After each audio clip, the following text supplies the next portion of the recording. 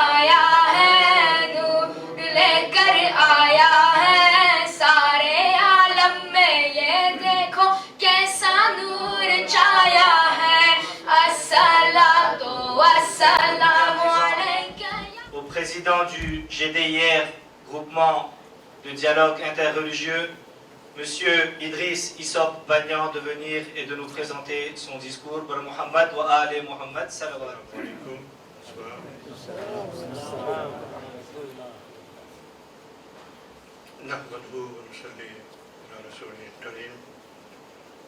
Louange à Allah, le miséricordieux et le compatissant. Puisse-t-il combler de ses excellentes bénédictions Mohammed, qui a été envoyé pour être comme une lumière sur le sentier de l'humanité, afin qu'il devienne le prophète idéal de l'incarnation suprême des plus belles et des plus nobles vertus. Monsieur Nasser Amin Boulamali, président de l'Union des associations Kodia Shia Isnachri de la Réunion, messieurs les représentants, les distingués et honorables représentants des mosquées, des différentes associations religieuses, du consulat de l'Inde, honorable assistance. La célébration du Maulid, je voudrais d'abord vous demander de me permettre de m'exprimer en mon nom personnel. Vous m'avez donné la parole en tant que président du GDIR, mais je voudrais profiter de l'occasion d'exprimer mon sentiment personnel à l'occasion de cette célébration de Maulid. Ce Milad al-Nabi, qui est un temps fort du calendrier islamique, qui est célébré avec faste et grande ferveur dans le monde entier, dans les pays arabes, en Inde, au Pakistan, en Afrique, aux Comores, à l'île Maurice et à Madagascar. Ici, malheureusement, cette pratique est un peu effacée au sein des mosquées sunnites surtout. C'est avec beaucoup de regrets que je le dis. Je garde des souvenirs personnels de ces grands rassemblements qui avaient lieu chaque année dans nos mosquées, au cours desquels des repas étaient organisés, que nous, jeunes enfants du madrasa, au cours de ces nuits, de ces journées de célébration, on chantait les Qasidas, les Naat Rasoul qu'on avait appris dans les madrasas. Heureusement que cette célébration, comme je l'ai dit, est encore vivace chez nos frères comoriens, chez nos frères de l'île Maurice, et vous aussi dans vos communautés, les originaires de Madagascar. Je vous remercie infiniment, Monsieur le Président, de m'avoir associé personnellement à cette célébration. Je vous encourage à persévérer dans la préservation de nos traditions musulmanes et indiennes qui fondent notre identité d'indo-musulmans du Gujarat. Nous sommes des descendants des originaires du Gujarat,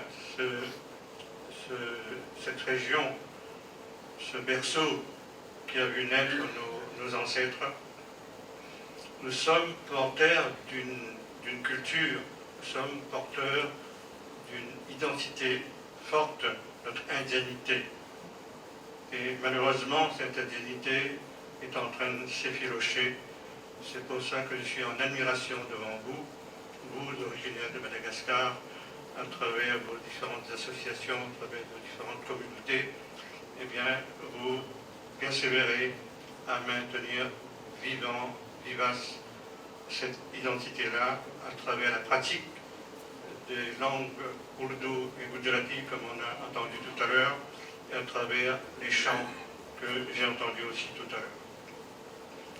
La célébration de Maulid doit être l'occasion de causeries, de conférences, où l'on évoque la vie du prophète, comme votre cher imam l'a fait tout à l'heure, mon ami Moula Nissa l'a fait aussi. Donc l'occasion d'évoquer la vie du prophète surtout d'évoquer ses qualités et son message apporté à l'humanité pour un monde meilleur. Le prophète Mohammed sallallahu alayhi wa sallam, que la paix soit sur lui, est notre modèle.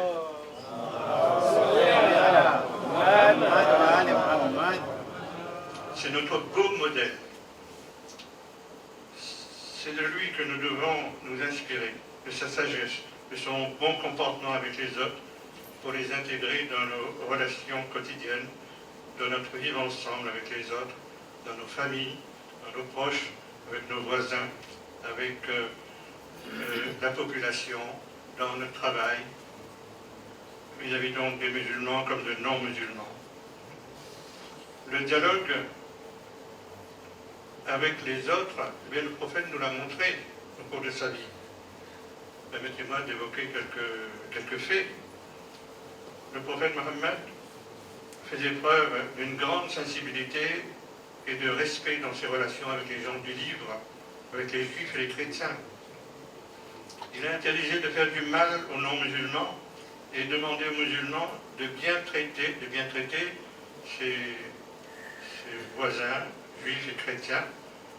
Et il dit un jour, celui qui fait du mal à un juif ou à un chrétien trouvera en moi son adversaire au jour du jugement.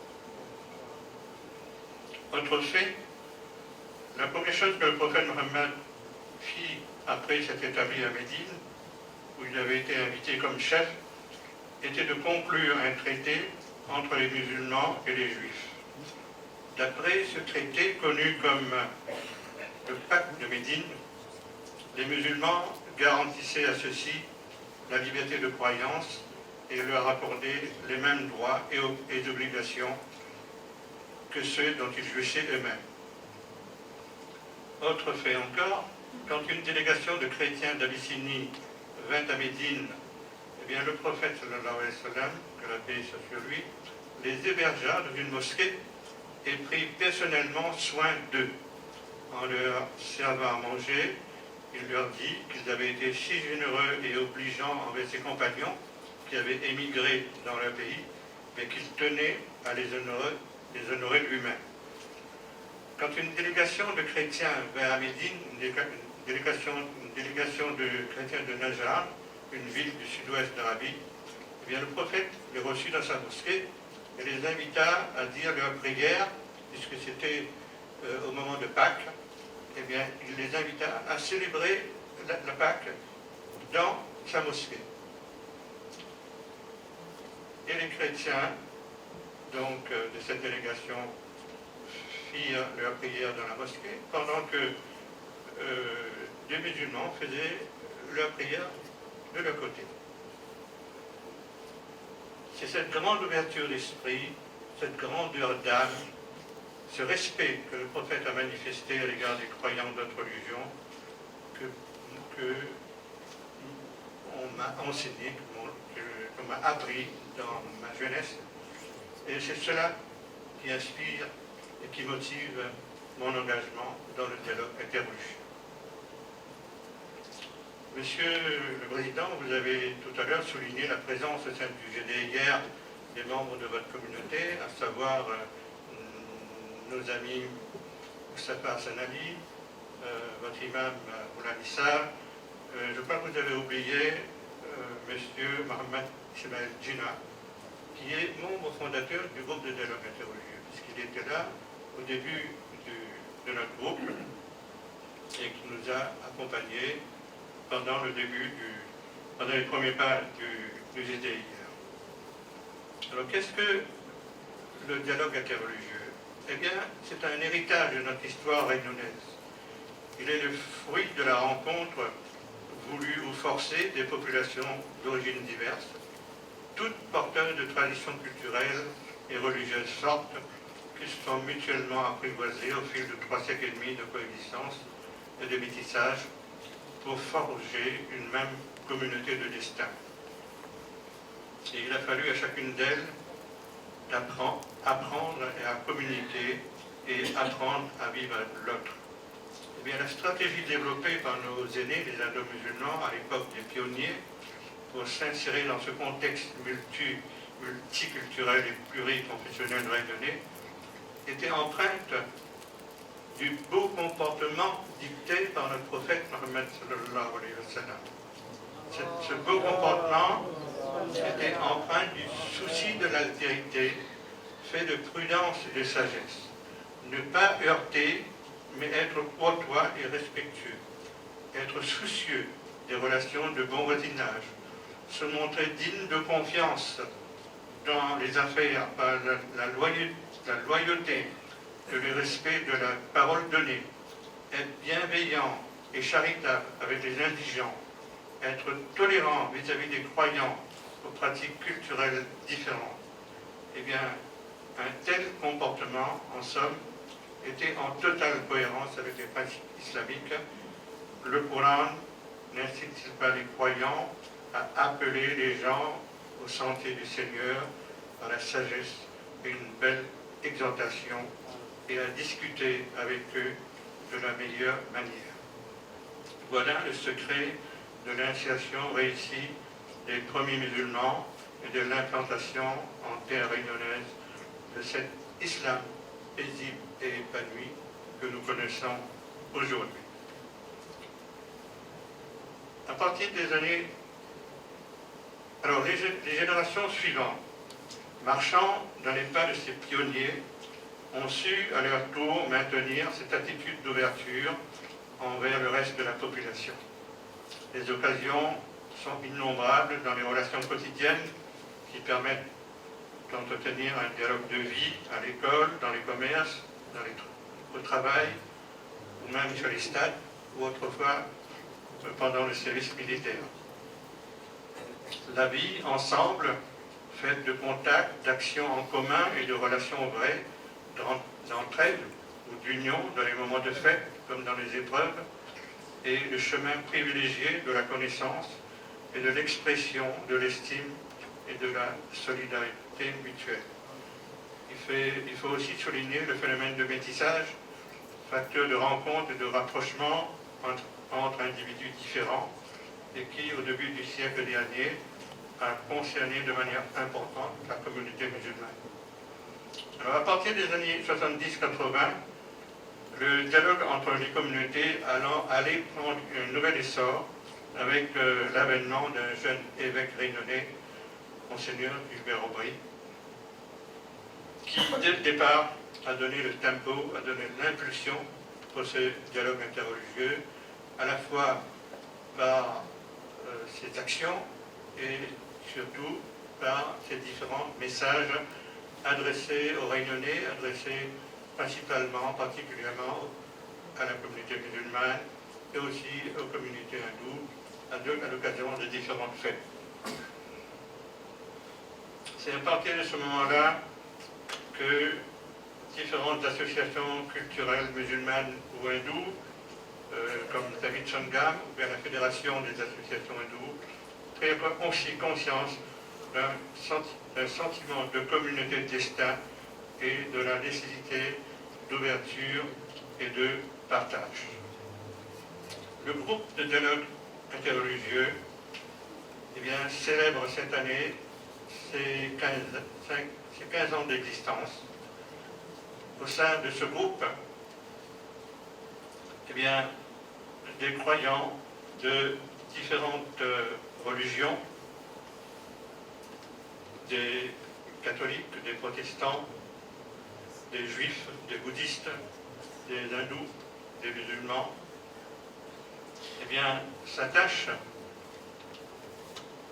à mettre en commun leur convergence pour développer ici une culture du respect, une culture du dialogue, une culture de la non-violence et une culture de la paix. Religieux et laïcs, évêques, prêtres, pasteurs, imams, swamis, responsables d'institutions religieuses et culturelles diverses, tous unis par des liens riches et féconds d'amitié et de confiance, travaillent main dans la main au service de leur île pour la cohésion et l'unité de la population et pour l'édification d'une société réunionnaise, harmonieuse et fraternelle, et tous nous nous engageons à vivre en artisans de paix. Le GDIR prouve, s'il en était besoin, au-delà de notre île, que les croyants vivant dans un contexte pluraliste et dans la fidélité à leur voie spirituelle respective peuvent, par l'estime mutuelle et leur volonté de transcendance, agir pour donner à l'humanité une réelle espérance de justice et de paix, et que, logiquement, ce qui rapproche les croyants est plus fort que ce qui peut les opposer. Chers amis, chers frères, notre vivre ensemble est un joyau précieux de notre patrimoine immatériel de notre île. Il est du devoir de chaque réunionnais d'en devenir le protecteur. Ce dialogue interreligieux est un rahmat d'Allah, est une bénédiction divine. Il est de notre devoir à tous de le faire grandir chaque jour pour une réunion vraiment harmonieuse et fraternelle. Merci.